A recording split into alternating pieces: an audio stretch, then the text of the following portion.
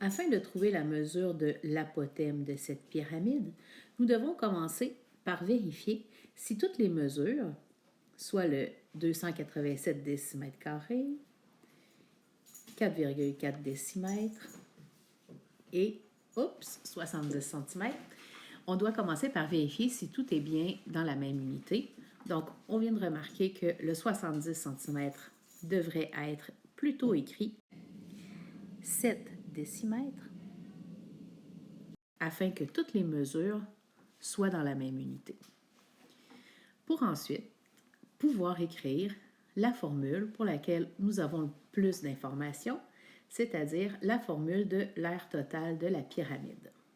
L'aire totale d'une pyramide correspond à l'aire de la base, qui, dans ce cas-là, sera C fois l'apothème de la base, fois le nombre de côtés sur 2, plus l'aire latérale de la pyramide, qui se trouve à être le périmètre de la base, fois l'apothème de la pyramide, divisé par 2.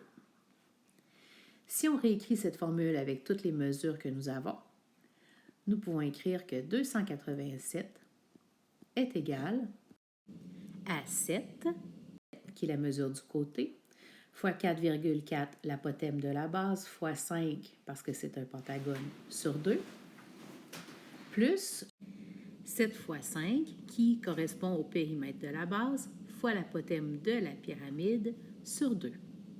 Nous pourrons faire un peu de calcul et écrire que 287 est égal à 77 plus 17,5 fois l'apothème de notre pyramide.